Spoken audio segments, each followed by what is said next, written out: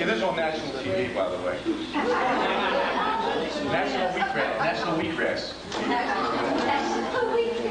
Here it is, all right.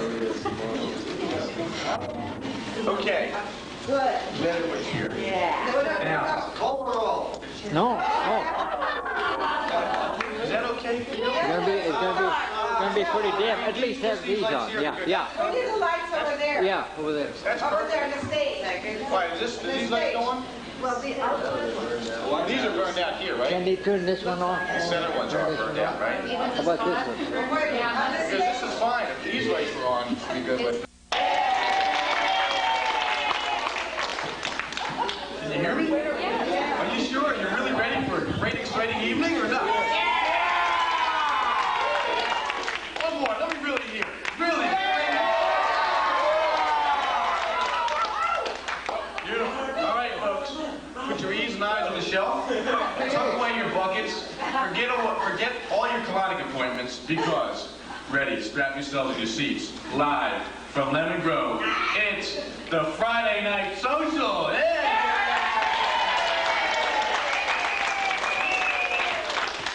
Hi, I'm Craig Leswick. I'm going to be your MC for the night. I normally don't do this unless I'm in front of national TV, but I really like you guys. I do impressions, and I'm giving you guys a choice of 2 impressions, and you're going to make your decision. I can either do Elizabeth Taylor, or I can give you my impression of Rachel Solomon. It's up to you. Rachel Solomon. Rachel. Okay, so it's Elizabeth Taylor, right? Rachel Solomon. All right, now I need to just get myself together here.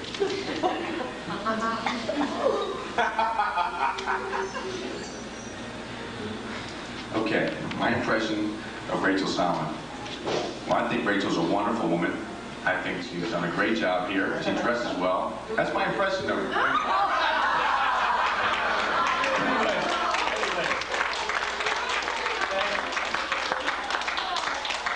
Next Friday, I'll really do the real impersonation. I told this story to a few people before, but I have to say it once more. And if you heard it before, it's tough. If not, it's great. I'm from Atlantic City, living in Atlantic City right now, New Jersey, and we go to the casinos a lot. And they have all the buffets and so forth, great food. And I was there with my family, and there was a woman, it was a double line. There was a woman standing there with N-A-N on her sweatshirt. And I just took for granted that was her name, Nan or Nancy. And I said, excuse me, Nan, I said, could you please pass me a plate? And she just kind of looked at me. And I thought maybe she didn't hear me. I said, a little louder, I said, Nan, could you pass me a plate, please? And she said, why do you insist on calling me Nan? And I said, well, isn't that your name? I see N-A-N on your sweatshirt. Doesn't that stand for Nan? She says, no.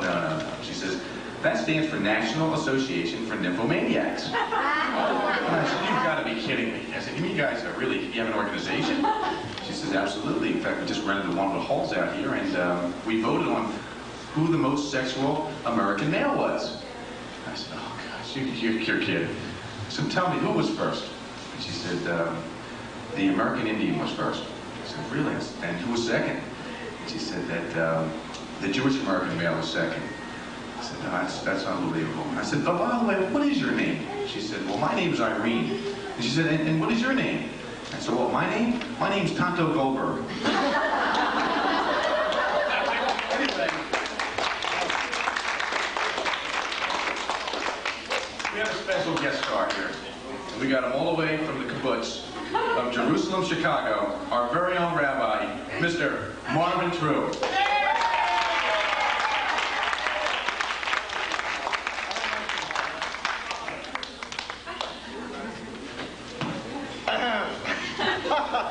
I know so many of you have heard this before, but...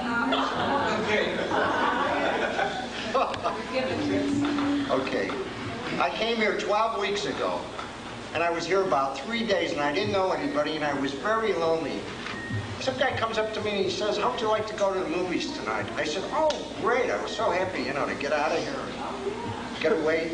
Anyhow, we went to the movies, and going there was no problem. And we saw a good movie. I can't remember what I saw. But coming back, the guy who was driving he had a sunroof, and all of a sudden he opens the sunroof, he's going on a freeway about 80 miles an hour, and he starts looking at the stars. So I said, got a little frightened. I said, hey, John, what do? Guide yourself by the stars? So he says, yeah. He says, I'm looking for Jupiter. If I can find Jupiter, I know my way back to the Institute. So I'm scared, you know what? And there are 3 people sitting in the back, and you know how it is. You turn around and you exchange glasses, and these 3 people like froze and like eyes. And I look at them, and they look at me, you know. And he's looking, you know, and driving. And I don't know what to say. I'm stuck. So all of a sudden he says to me, can I borrow your glasses? He says, I can't see too well. Boom!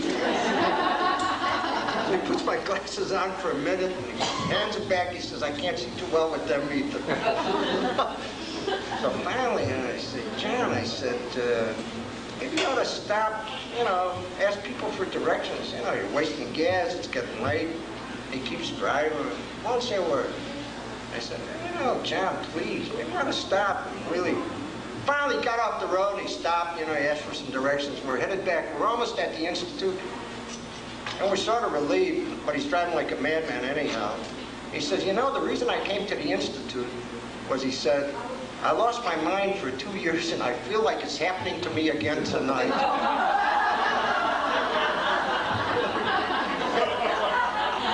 There's a lady here tonight who came in on the same day I did 12 weeks ago, and she went with him the next night. And they went to a Russian movie, and they don't understand Russian. And he pulled the same thing out of her. He's looking for Jupiter, right there. Feature Russian. Oh, a double feature. Okay, you want to hear another one? Yeah. I mean, if you know, you know. You're gonna hear it. All right, sit down. We're doing here.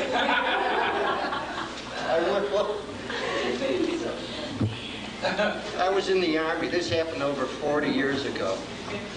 So we went on a long hike, and we're coming into the barracks. I mean, we're coming into camp, and before you come into camp, they have what they call an obstacle course. They got to crawl under wire and jump over ditches, and I'm dying, I'm sicker than a dog. I said to myself, I know I'm going to make it. Finally, we come to one obstacle. You climb up a rope ladder about 25 feet, then there's a platform on top, and you climb down the other. I fainted on top of the platform. I fell down. But you know, when you faint, you completely relax. All of a sudden, I hear my officer say, leave that man alone. He's all right. I get up, I jump, I run, you know, back into the camp. And we get into camp, and they say, okay, short arm inspection. That means... How do you explain short arm inspection? Anyhow, you take off all your clothes, you go into a rec room, it's called. It's a room like this, and you put on a raincoat, and everybody's stark naked. When you get in there, you take the raincoat off. I take my raincoat off, and I'm covered with a rash. Wow! And prior to this, all they're showing you are orientation films on venereal disease. Don't worry, girls. And you never know what you're going to get. And that's all that's on my mind when I see this rash. And here, you've been confined to camp. For 3 weeks I've been here, and, you know, who went out? Who even saw them? And I look at myself, and, you know, it's on my mind. I say, God darn, I says, I caught syphilis from a toilet seat. So anyhow, the doctor comes in, he says, and, oh, the guys, they all saw me, zoom. They disappeared. They ran to the other side of the room, and I'm standing by myself. And, you know, you're a 19-year-old kid away from home. And I'm thinking, wow. So the doctor comes up to me and he says, have you felt sick today, soldier? I said, oh, Doc, I've been sicker than a dog. He says, well, he says, you got German measles, you're going to the hospital. So I go back to my barracks and I put on my clothes, and one of my buddies comes running after me. I'm walking to the hospital. He says, Marvin, he says, you got to do me a big favor. He says, I want to go to the hospital too. I said, go. I said, what can I do? He says, you got to do me a big favor. I said, what? He says, spit in my mouth.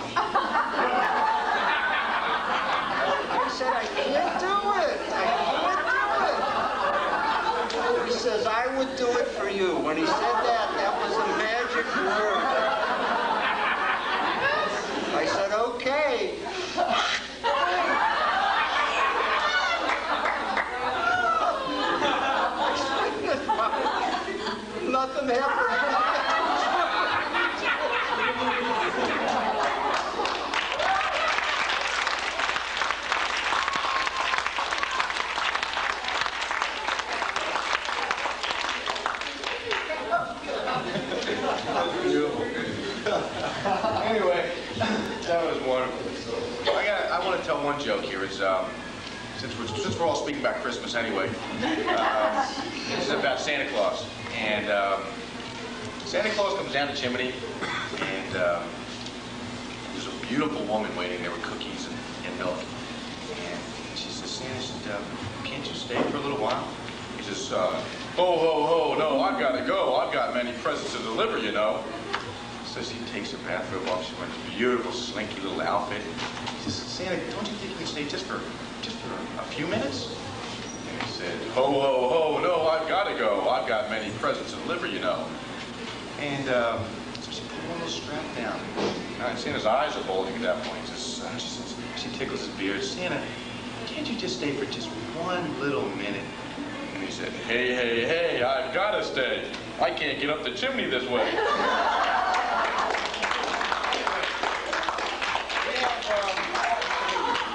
We have someone who's going to do some poetry reciting, and it's Everett. Oh, boy.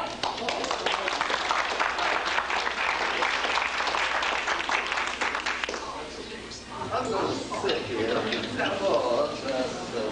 I don't know whether I'll need the mic or not, because my book is kind of big here.